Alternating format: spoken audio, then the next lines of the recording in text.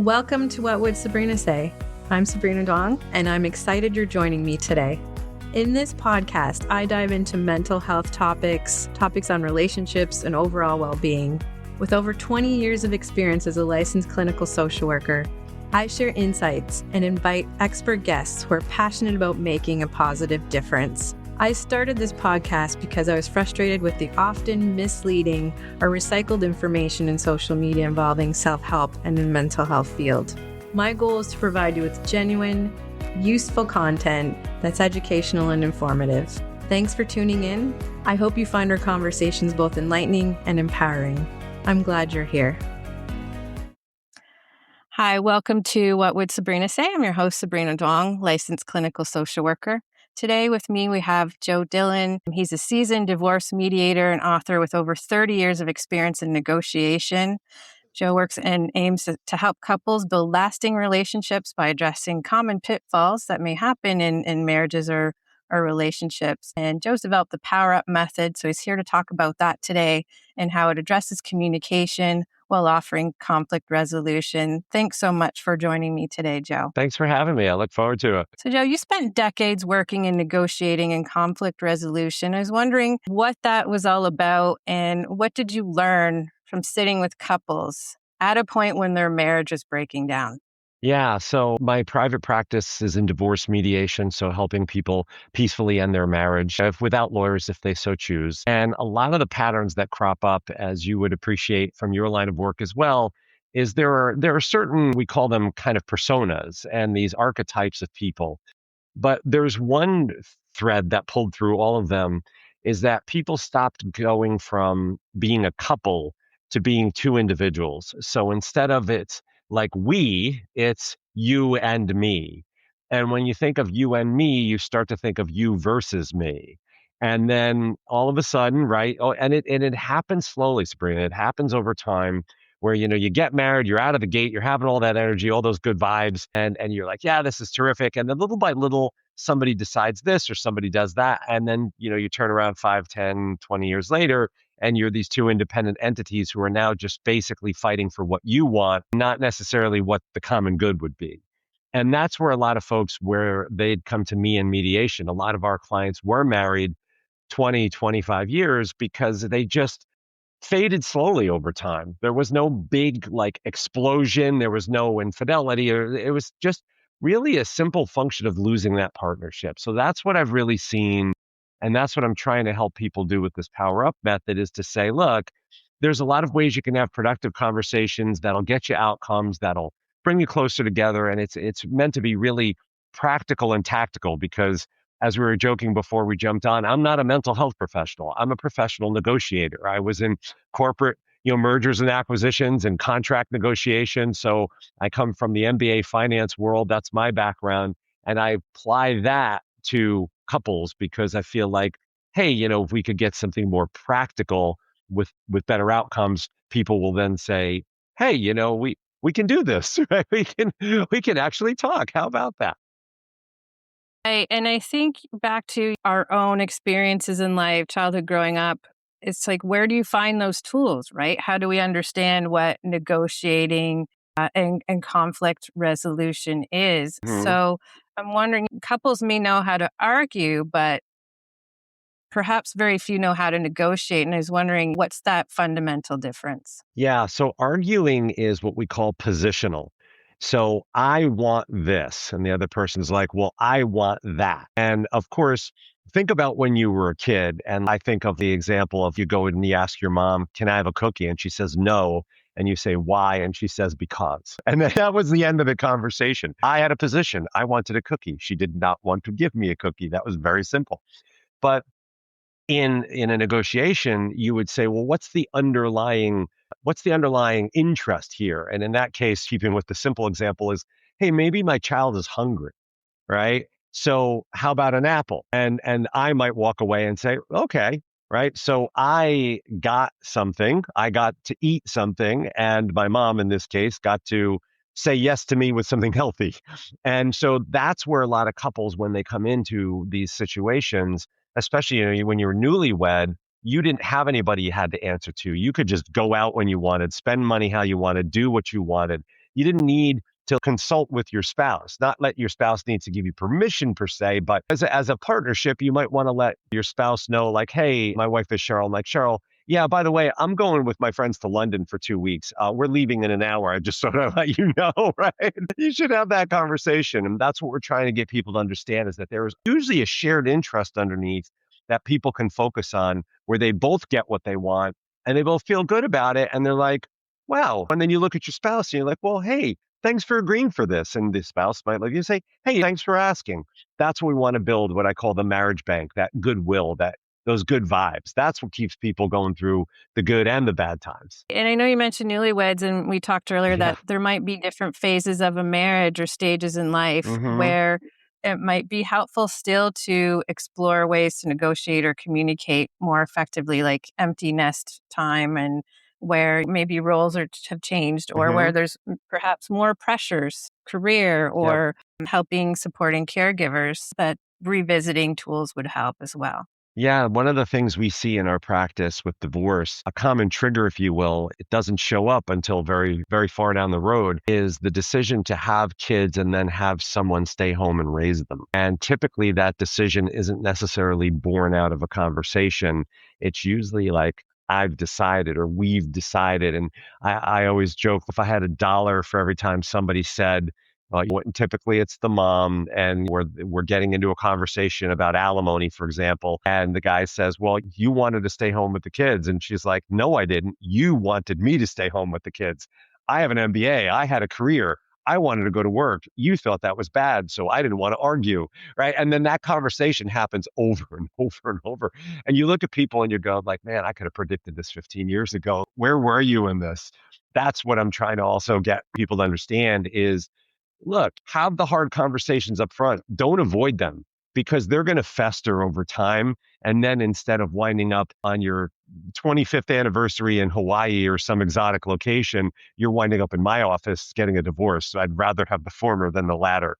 But you do have to have those difficult conversations and you have to have them all the time, unfortunately. So, Right. And when you're thinking from a psychology lens, and the Gottmans talked about, mhm. there are some arguments that couples can problem solve around, but there's always this pattern, or like you said, a bigger conversation that perhaps there is some tension or avoiding because of just not being able to get to a solution. Yeah, couples don't fight a lot, or couples don't have multiple arguments. They have the same argument over and over. I always say it's the same argument in different clothes, right? And it boils down to either I gave up my career for you, or you don't appreciate what I do. Money spending styles, it's all the same pattern. Even as I said, as a non-mental health professional, you still sit in that same room and you're like, there's maybe 4 or 5 buckets that people typically fall in. And I can tell pretty much within the first hour. I know Gottman says in the first 3 minutes, he can figure out whether couples are going to divorce or not. But with me, it's about an hour. And you look at it and you say, okay, this is a spending styles couple. Got it. And then you make your note and use those tools to try to get them to appreciate and understand each other. Yeah. So that's not fun for me, but that's part of my job, is to say, if I get a couple and they walk into my office and I don't know if they, and hypothetically speak French, Spanish, Italian, or German, I need to figure that out pretty quickly so I too can speak French, Italian, German, right? And communicate with them in the way they need me to. Sure. So it sounds like, as part of this method or components, kind of understanding about communication styles, what's important to a person when there is this argument, and their different perspectives as well. Yeah, and my philosophy as a negotiator. So this is a tidbit that a lot of people don't seem to understand. When you go back to my cookie example. My mom in that example has no reason to give me a cookie, right? She doesn't want one. I can't reach the jar, right? There's so many things that are stacked against me as the person asking. That's when you go into a conversation with your spouse or with a significant other, you have to recognize that what you're asking for is what you want. It is not what they want. And you need to be able to go in and not just, like in my cookie example, say, because I want one, why, and throw a tantrum. You need to have a genuine why, and that's that W and power up, right? So we kind of talk about, W and E. So with that, it's weigh their perspective, meaning, okay, what reason do they have to give me this, or why wouldn't they give it to me, right? I got to go in knowing this so that I can use the letter E, which is express my why, and explain really what it is that I'm asking for and why I want it. In the cookie example, it's not, I want one, I want one, I want one. It might be, wow, I love your cookies so much. And every time I eat one, it makes me really happy. And I think of you, right? Not a 5-year-old is going to process that. But when you're talking to someone and you say to them, I want to do X, Y, and Z, and you give them a real reason, not that first or second level, that third level reason, that's when they can look at you and go, man, this really must mean a lot to you for you to ask me and talk to me about this and in a way be vulnerable and share something with me. And then that's going to favor a more positive response from the individual. It's not just going to be like, here they go again. They want to buy this thing now. Right. And if you have that reason, your spouse in my world is far more likely to say, all right, I'm listening. At least I'm considering it rather than shutting it down. Right. So shutting it down or perhaps getting defensive too, that could be another coping strategy that happens in arguments as well. And when people are asking for something, then this is as I say, it's kind of like the follow through. When people think about when they're asking for something, you not only need to be asking for it in a certain way, you need to explain what it is that you're wanting. And then here's the kicker, that this is where everybody falls down, except folks like me who know this stuff. You now also need to, the letter R in Power Up is reward with value. You now need to offer something at or above value to the person you're negotiating with. And ideally, it's something, I call it the sleeves off your vest. It's something that means nothing to you, but means everything to the other person. So let's say, for example, I want to go away with my friends for a long weekend. And I say, look, Cheryl, I want to go away for a long weekend. I realize it's a lot to ask you to take care of the house and the kids and the dog and this and that. And that I know also whatever XYZ, the plumber is coming this weekend and you're going to have to manage that yourself. I understand that. But my friend is moving to Australia, and this is probably the last time I'm really going to get to spend time with him. So it would really mean a lot for me to have one last guy's trip, like a real reason. And I'll tell you what, if you're agreeable to do this, I know you've been talking about going to that spa with your girlfriends up there in wine country or whatever. I'll hold down the fort for 4 days while you and your girlfriends go up to that spa retreat. No questions asked. You pick the date and count me in. Right. So that's the last step that people forget, the last one, because it's like, well, you're asking a big thing, Joe. I got to manage the plumber and the dogs and the kids and the house. You're going to go away with your friends to Las Vegas or wherever you're going. But not only are you acknowledging that that's going to be challenging for me, but you're also rewarding me with something pretty significant, because I've been talking about that spa trip for a long time and I've never pulled the trigger on it. So that's how you do it, Sabrina. That's really the last step. Then the other person is like, it's sort of the whole, an offer you can't refuse, right? They understood me. They know what my issues are. So they're not just trying to steamroll me. Wow, this is really important. Yeah, he's known that guy for 20 years. He's moving to Australia. Well, I feel bad for Joe. And then I get to go to the spa. Wow, that's quite a package right there. Hard to say no to that. Right. Versus going in, leaving it up to the wife to figure everything out. Sure. That weekend with all the responsibilities, that's less appealing. Yeah, I call that the I've decided pattern, right? Like, you deal with it. I'm going, right? Well, it's funny. I know with my wife and we had a conversation about this the other day. This is a true story.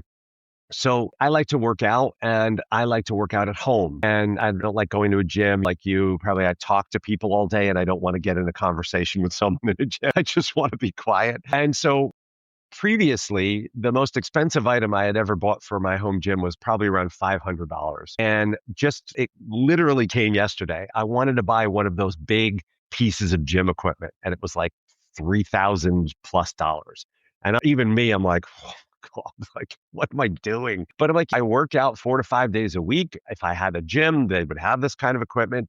So I went in and I did the talk, and she's adorable about this. She's like, she knows I'm doing it, right? So she's just sitting there patiently listening for the steps. And so when we had this conversation, it was exactly the same thing. I know that You're probably concerned it's a lot of money. You're probably worried I'm going to get hurt because it's this big piece of machine. And if I fall under it, nobody's going to be there, right? And we had the whole conversation and she smiled and she laughed and I got the machine. As I've told you, it showed up yesterday.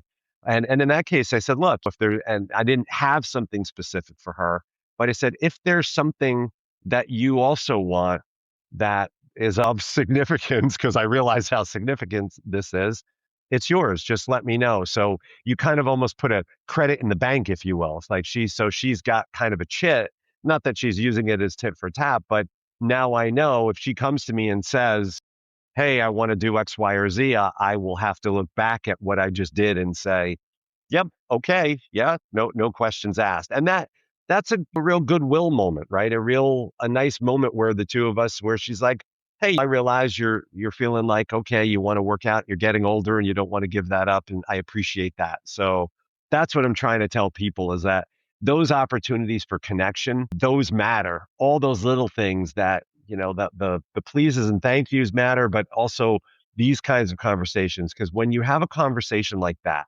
where it goes well, what you're saying to the other person is, I'm a safe person to talk to. And if you come to me with a problem, I'm not going to jump down your throat. I'm going to listen to you. I'm going to try to help you. Or if you ask me for something, I'm not going to be, why do you want that?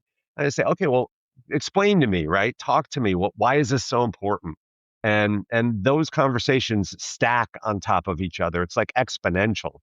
And then you turn around and you're like, wow, we really do this pretty well, which is a good feeling to have when the inevitable crisis comes. And they always do, whether we want them to or not. Right. So I think one of the examples is great of sharing like the difference between confidentially communicating a decision and announcing a decision that your partner was never included in, right? It wasn't like, I'm going to go buy this gym equipment on Monday. Yep. And that might set us back, but we won't go on vacation. And then your wife would be like, what? Right. Yeah. Right. Huh? Exactly. And yet it's a great example because my wife doesn't work out at home. She goes to classes. She likes live aerobics classes. So this is doing nothing for her. This is all me. And your example's perfect, Sabrina. It's like, well, wait a minute. Let me get this straight. You get a piece of equipment you want that I have nothing to do with, and I don't get to go on vacation? What? And that's a withdrawal from the marriage bank. That's definitely a debit, right? That's not a credit. So I'm wondering if you can explain a bit more about the marriage bank and withdrawals and deposits. yeah, sure. So one of the things that's interesting, I've been married 21 years, and one thing that Cheryl and I do well is we never keep score. And part of that is we're always aware that there's this, what I call marriage bank, sitting in the background that's building up this balance. And you know that at some point, one of us will ask for something or want something or do something, and it might not even be an item that we're negotiating over. It might be something where one of us does something not so great. And when sometimes you're looking at your partner and you want to be mad and you want to get angry, but then you flash back in your brain and you say, man, they've built up a lot of credits in my bank here, a lot of goodwill. And so I'm going to look at them with a different lens. I'm going to look at them and say, you know what? They're probably just having a bad day. And I'm going to let this slide and I'm going to move past it and we're going to fix this or repair this. And like Gottman calls it a repair attempt, right? So, you've got these things where you say to yourself, all right, this person has done a lot of goodwill. They've built up a lot of credits in my bank. So I'm going to let them withdraw today. On the other hand, you get people who just take and take and take. And that's a common pattern, by the way, in my practice. You get what I call them the clueless taker. There's people who are givers, right? They're people pleasers, givers, but some people just give out of the goodness of their heart. There's nothing deeper other than, well, I'm married and of course I want my spouse to be happy. Like it's just simply who they are. And the other person, which is a common pairing, is like, well, this is great. I can do this and I can do this and I can buy that and I can go here and I can do X. And my spouse never says anything. And then 20 to 25 years later, they snap. Because all that one person has been doing is withdrawing from the marriage bank. They've never made a deposit. They've never even thought to make a deposit. And that's when the account hits zero and somebody makes an appointment with me to close their account. And that's what happens, right? So if you're each kind of making those deposits along the way, when, and I use like guys' weekends as a good example, when you go to your wife and say, I want to go to Vegas, with my friends for 4 days, she's not going to look at you and say, absolutely not. She's going to say, well, you know what? He he gets up with the kids. He works really hard. He does all the landscaping on the house. He cooks dinner when he can. Like, all right, you know what? He's built up a lot of credits in my bank account. Go ahead, go have fun, even though my initial reaction might be no. So that's what I mean, right? You've got to be cognizant that you've got this bank account. A lot of people are aware of that. You've got this bank and you've got to be making deposits into it, whether they're big or small. They all start to add up so that when the future comes and you want something, you can withdraw from it without it having to be closed in someone's office like me.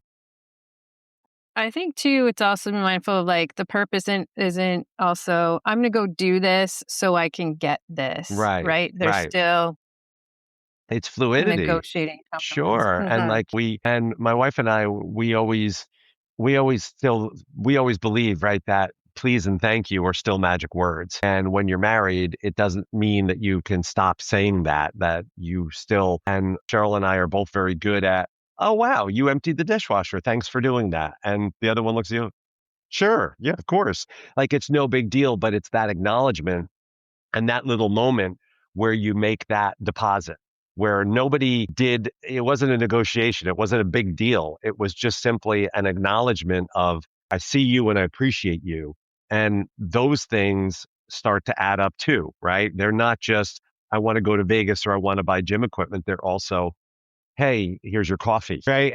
And we think of those as just simple acts of kindness perhaps, but as in a negotiation lens, that's how I view things. I don't view them necessarily as manipulation. It's not something insidious. It's just someone's building up credit with me so that if in the future they ask for something, I'm more likely to say yes. That's negotiation 101, right? You want to be likable and friendly and seem like you're giving and giving and giving so that when you ask for that thing, when corporate negotiations are the same way, it will be far better received by the person who you were asking it of. Right. For someone hearing about Power Up method for the first time, I was wondering if you can walk us through the 7 steps. I know you've touched on a few, like weighing their perspective hmm and rewards, but yeah, I thought it might be helpful for people to know about those steps. Sure, that's great. So we'll start with the first P, right? Which is prepare the connection. One thing that happens in a lot of conversations is that one person has been thinking about this thing, whatever it is, for days, weeks, months. They've had their inner monologue, they've workshopped it, it's been in their head for rent free for, however long. The other person is completely unsuspecting, has no idea what's coming their way. And party A walks in and says, hey, can I ask you a question or can I talk to you about something? And the other person is immediately caught off guard because chances are they're probably not just sitting there waiting for the other person to say, okay, let me know when you want to talk to me about, I don't know what. And so as the person asking, you need to prepare the connection. You need to tell them something like, hi, hey, I'd like to talk to you about our plans this weekend. Do you have 10 minutes? So you've kind of telegraphed a little bit because that's the outline your request. So those two things kind of happen. And how long do you need, right? I always joke, my wife loves to say, can I ask you a quick question? And with great drama, I turn around, Sabrina, I'm like, how long is this going to take? Because for her, a quick question is like an hour, hour and a half, maybe. Like for me, a quick question is, do you want cream in your coffee? Yes or no, right? That's quick. A quick question for her is like, hey, I'm thinking of taking the bushes out in the backyard and I've got 3 choices I want you to look at with me for this plants and what we're going to replace them with. I'm like, whoa, whoa, whoa, whoa, whoa, whoa, whoa. This is not a quick question, right? So that step, you have to prepare that connection and give them a little bit of a telegraph about what it is you want to talk about. Now, here's the hard part for the person asking. You need to be prepared if the person says, no, I don't have 10 minutes right now. And you need to respect that. You can't get mad. That's what happens. People are like, well, fine. I'm not important. You never listen to me. No, no, no, no, no. This is not some tree stice on I don't want to listen to you. It just means I'm in the middle of something right now. And if you continue to insist and talk, now you've got an unwilling participant, which is even worse because now the person is mad. Fine. And then they put down their sandwich or whatever they were doing. Go, what do you want? Now you're adversarial, right? So now you've blown up the connection and there's no way this conversation is going well. So prepare the connection, be ready. If the person says, I can't, And then you've to say, no problem. When would be a good time, right? Just you trying to engage. So you get through that. Maybe you'd be surprised. They say, sure, yeah, we could talk about weekend plans. I'm mentally prepared for that. And then you move into what we talked about. So when somebody you say weigh their perspective, you might say to them, and we'll stay with the weekend plans. Look, I know it's a really busy week for you at work, and you probably don't want to go out to dinner. You probably just want to sit at home, and watch a baseball game. I get that. So you see what you've done is you've basically made their argument for them.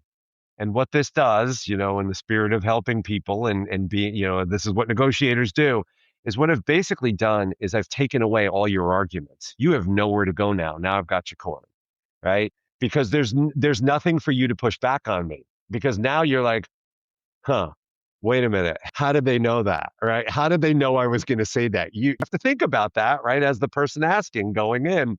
But now that you say, I understand all that, you're expressing your why, but I've been home all week. The kids have been sick. I've been going stir crazy. I really need a break from these kids because they've been crying and on top of me all week. I would like to just dress up like an adult, not in spit up clothes. And there's this really new restaurant I've been really wanting to try. So you see, you gave them a real reason to get out of the house, not just because I want to. And then the reward with value is, listen, if we go out on Saturday, I'll tell you what, Sunday, you sit in the chair, you watch baseball all day. You don't have to do a single thing. I'll take care of the kids all day long. You don't lift a finger. I'll make breakfast, lunch, and dinner, right? How does that sound? So you gave them something that you probably know they want because they've been working and busy all the time. So that's the power. Now, here's the hard part. And folks like you and I, where we talk for a living, this tends to be particularly difficult, definitely for me. As you would imagine in mediation, a lot of people, when they come in for divorce, they don't know how divorce works. They need you to tell them how it works. They're not really on good speaking terms, so they need you to talk for both of them. You need to ask a lot of questions, offer a lot of options. So use patience. Now, at that point, when you pitch, you need to stay quiet. People hate silence, but silence is your best tool in this case. Because at this point now, you use patience, you give them time. What that does is it says, look, I respect you enough to let you process what I've just asked. I've told you what I think I know about you, that you're tired and worked all day. I shared with you really why I want this. I shared with you what I want and what I'm going to offer you. That's a lot of information, right? That's not just I can say yes to right away. So give me 5, 10, 20 seconds, a minute, 2 minutes to process everything you just said. And as you know, from your line of work and mine, some people are real quick. They're real quick on their feet. Others are like, well, hold on a second. Where is this restaurant? They want more information. How much does it cost? Do I have to dress up, right? There's probably more information that they need. And in that case, then get let into that next letter, that last P, which is proceed accordingly. They may have said yes, or they may have said no. And as negotiators, what we know is that no is where the negotiation begins. It doesn't end. Most people think no is a slammed door. And now what they do, and here's the mistake, they start to get defensive. Why not? You get to go out all week. You're in the office. I'm sitting home, right? You're digging a deeper hole. You're not getting what you want. This is where in the book, actually, I call them weapons of curiosity. And I say, what you really do is now you have to start to get curious. And then you start asking, these are classic negotiation questions, they're therapy questions, how questions, what questions, right? Instead of why. Why don't you want to go out? Immediately, because I don't, right? Well, what makes you say that? How can we come to some agreement, right? You have to work your way through it, and you're eliciting information. And what in effect you're doing is you're getting information that you can use now to come up with a more palatable alternative. Say with the restaurant example, someone says, well, how do you think I feel staying at home all day, right? What is it that I could offer you that would make you say yes to go into this restaurant with me on Saturday night? So that's a good question. And maybe the person says, I just don't like crowds. Great. I'll make a 5:00 reservation. Okay. So now I got my dinner. I found out you don't like crowds. How does 5:00 sound? Yeah, that sounds good. Great. I'll book it now. So you see, I got information from you. I figured out what it was, why you were saying no. I didn't push back and freak out. And I got the information I needed to now get what I want. Right. And that's negotiation. That's not manipulation. It's simply you're trying to figure out what the win-win is and what is really the thing that you can both agree to. And in that case, you're home by 7, you're on the couch by 7:30, shoes off, maybe you got your cup of chamomile tea and you're watching, your program on Netflix or whatever it is.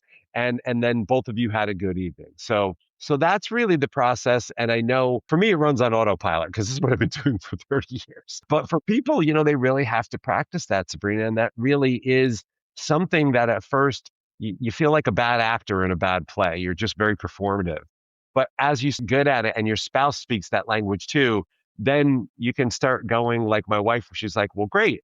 This is good. I mean, I don't know anything about, handbags like pocketbooks, but she just fired back and said, great, then I can get a blank bag. And I'm like, okay, I don't know what that is. She goes, that's $20,000, right? And I'm like, oh, wait a minute. Right? So that's it. That's part of that whole process, walking you through a good example of how you can both get what you want and kind of walk through it and go through it each step by step so that you both feel good at the end of the day. I got to go out to dinner. You understood that I'm tired, so I got to get home early. Everybody, there you go. We both made a deposit and it's a win-win. So there you go. Start to finish. Great. I know there's also negotiation styles. You talk about like the bulldozer, the diplomat, the ghost. Just wondering if you could elaborate on these type of negotiation styles and perhaps why they may not work. Yeah, absolutely. So the bulldozer comes from an actual real thing that happened to me. And, we've all got that friend who thinks what they want to do is what everybody wants to do. And they decide. And so all of a sudden you find yourself at like some weird concert or some restaurant of food that you never eat or just because at first that person you're like, well, I like this person and I want to hang out with them. So sure, I'll go to this clog dancing concert or whatever it is. I don't know. And you think, and then after a while, you're like, this person never asks me anything. They never care about what I want to do. They don't weigh my perspective. They don't involve me in these decisions. That's the bulldozer. They're like my way or the highway. And after a while, it works at first, but it gets old pretty quick because people start to see through you. And that's where somebody eventually snaps. Even people of, shall we say, more gentle constitution, right? They're more like people pleasers, go with the flow, don't want to upset the apple cart. Eventually, they snap. They do. It might take them 25 years. Somebody like me, it might take 2 weeks, right? But the bulldozer eventually drives off the cliff. Right? So not good to bulldoze people in because I always say a reluctant yes it's not a yes. It's a forced, right? I didn't want to do this, but I went along unwillingly. Never good. Now, then you get the ghost, who's the sort of the counterpart to this person, where they avoid the conversations. They don't want to have them because they don't think they're going to go well, or they don't think they're going to get what they want. And as soon as the other person pushes back, they're like, yeah, you know what? You're right. We don't have to go to dinner. Yeah, you're right. No problem. It's like, well, they're not right. It's that they just share a different perspective and you have to figure out how you can get them to say yes. But you don't want to go into conflict because you think it's conflict. You think conflict is bad. This isn't conflict we're talking about. We're talking about conversations. And sometimes conversations are hard to have. Things like, is one of us going to stay home with the kids? Are we going to have another child? Are we going to get a dog? Are we going to, quit your job, right? And move, right? Whatever they are. But those conversations have to happen. So somebody who's a ghost, I think part of the fear, and my wife is like this, is she's not quick on her feet. And I often find myself having both sides of the conversation for us because I know that I want this to go well. And so she just looks at me like, deer in headlights. And I say, this is where you say, that sounds like a good idea, but I have some questions. And then she goes, this sounds like a good idea. I have some questions. So with the ghost, having a methodology to follow allows them to have the conversation productively and have it go well, right? So this way they can learn from that. And you're not going to start with, should we sell our house, take our kids out of school and move to Indonesia? You're going to start with, hey, can we get pizza tonight? Right? That's where you're going to start. The diplomat is, as you would imagine, that's somebody like me who's trying to weigh everyone's perspective, who asks a lot of those questions, who takes in all pieces of information, and then is seeking out that win-win, right?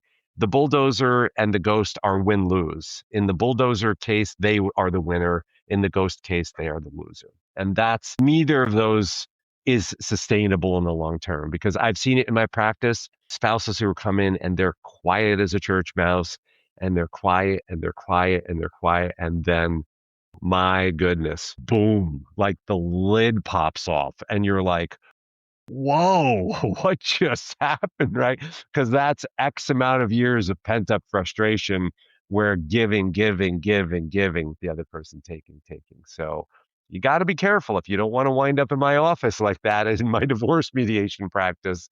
You need to be aware of this and be aware of these behaviors about yourself so that you can be more either giving or taking, as it were, in my examples. Right. In your line of work and years experience, was there sort of pattern you noticed or theme that led to writing up this book in terms of couples and how maybe these styles were coming into play? Yeah, that's that I've decided pattern. That's what I notice is it really boils down to skipping the whole we part and moving into me versus you. And that's like that. And that's a word I hear a lot when I was telling you before about the decision to have kids and be a caretaker and work inside the home, as I like to say.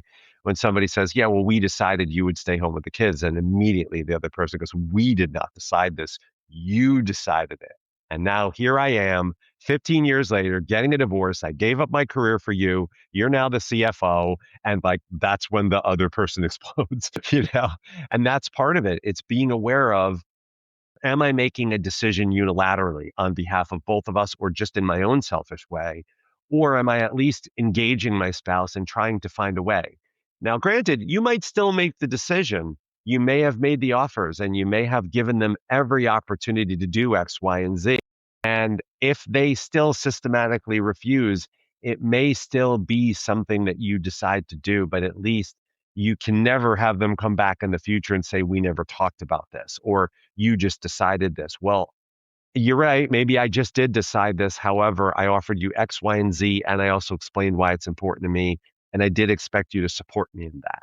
And that's the hard conversation that the fallout happens down the road. And that's where you want people to kind of cut it off at the pass and have the conversations up front and start with the small stuff so that they don't wind up in this pattern down the road. And it's dangerous because it's real easy, right? You start to resent your spouse. Well, they went on vacation. I'm going to go on vacation. Well, they bought a new wardrobe. I'm going to go buy one. And before you know it, it becomes tit for tat. And then that's where that's where you find your argument. So if your money styles are different, that's your argument, dressed up in literally different clothes in my example. Well, I'm going to go spend all this money on clothes. It wasn't the clothes. It's, well, you spent money. I wouldn't have spent that money. Right? And so here we are now. And to penalize you, I'm going to go spend money rather than someone coming in and say, I've had the same clothes for 15 years. I really would like to have some clothes that I feel good in. Can we talk about this? That's the conversation you need to have up front. Some couples maybe not recognizing the importance of having that conversation or maybe needing to. Yeah. I'm wondering sometimes if you see perhaps people's fears of like being controlled versus like, this is how you kind of share in a life with a person. Yeah, exactly. And if you go into it with the mindset as a negotiator where you're going in and saying, I'm looking for the win-win. This is what I want. And here's what I'm prepared to offer. Rather than I ask and you say no. You're not asking permission. You're sharing what it is that you want to do and actually perhaps might even will be doing. However, you're trying to build this marriage bank and you're trying to give this person some runway to get on board and to show them and to explain to them why it's so important to you. And then to offer them, that other piece that we talked about, that reward. That's where, you have to assume going into a negotiation that people are negotiating in good faith. And not everyone does, by the way. I see it all the time. I know where the pitfalls are. I can see the traps coming. You can see them. There are people who are manipulative and narcissistic, and that's not who we're talking about. We're talking about the couples where they want to have a good marriage. They want to have a good relationship. And even with those folks, one of the things that crops up, again, not mental health professional. As a professional, this is like level 400 or 500. This is really, you're getting into it. But that's where you figure out who you're working with, and then you play to that person. So if you've got someone who's narcissistic and you're trying to negotiate with them, now you're playing to their benevolence, right? So as a negotiator, I go back to alimony because that's a good hot button topic in divorce. Say, man, you seem like a really great person. And like, boy, oh boy, you just strike me as the kind of person who really wants the best for everybody and really cares about themselves and others. And by providing this level of support, man, you would just be a great parent. Your kids would be so happy. They would really look up to you and say, man, my mom or dad, whoever's paying the alimony, is just the greatest person. That's what I'm doing, right? And so I'm playing to them. Thank you so much for agreeing to this alimony. I got to tell you, all my clients, many clients would agree to this, but boy, I'm going to remember you in the future because you're a shining example of just what a great person could be during a divorce. Right? So it sounds manipulative, but really what it is, you're rewarding them, and you're getting what it is you want. In this case, as the negotiator, I'm getting it for the other person. But the technique applies, right? You're countering their objections, rewarding them, and that's what gets people to move in your direction. So yeah, I think a lot of times couples get caught up in like proving why something shouldn't be done or why they should do something, and it gets this right or wrong as the focus versus the we and having some sort of win-win experience. yeah, exactly. And you got married for a reason, I hope. You got married to be together and to support each other and form unit, whatever you want to call it, family unit. So act like that. That takes time. And I joke in the book, I tell a story. I was 36 and my wife was 35 when we got married. We both owned houses on our own independently, and she had a company. And I traveled doing this negotiation. If there were ever two people who were going to have a hard time coming together, it was the two of us. And the first couple of years, it was really difficult and trying to blend those two lives together. But we stuck to it. We worked at it.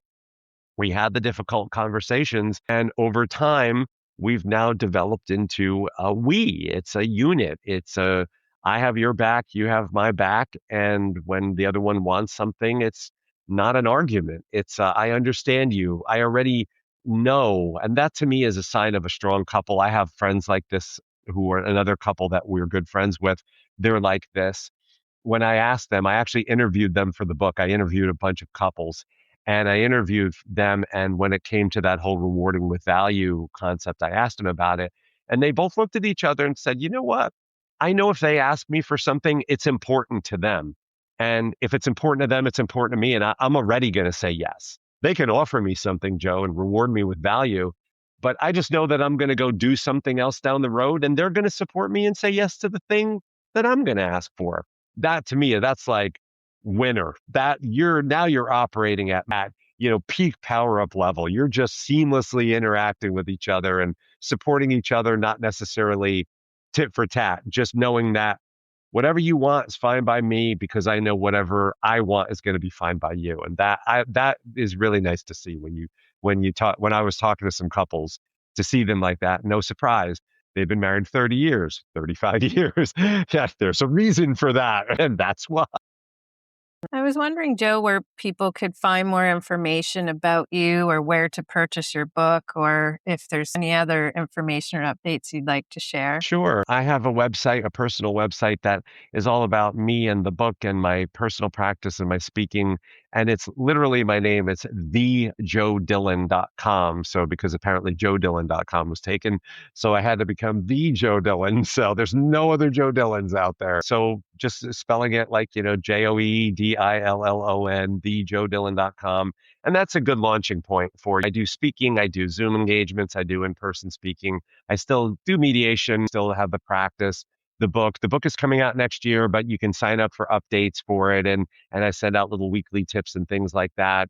And there's also a quiz that I have about your negotiation styles. That's actually on the powerupmethod.com website. But if you go to thejoedillon.com, that's kind of a launch pad for everything that I've been doing. And that's really what I'm just trying to get people to understand is think conversations can go well. People can get what they need, get what they want.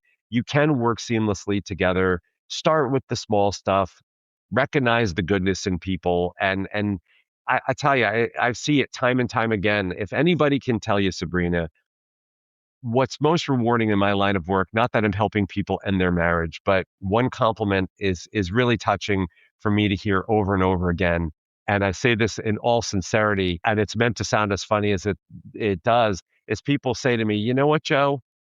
When we were thinking about getting a divorce, I'm like, man, but you know what? It really didn't suck as bad as I thought it would. And they say that with a straight face. And I'm like, that's the nicest thing you could say to me. And they're like, no, really, you made it easy. It's not and I'm like, I get it. It's not a great thing. But I'm like, look what you two were able to do. You were able to get through a divorce without killing each other, without winding up in court, without spending hundreds of thousands of dollars. Remember that when your kid comes home and has their eyebrow pierced and they shaved their head and they crashed your car. Remember when you talk to each other now, because you're going to now just be co-parents, that you can do this, right? You can communicate.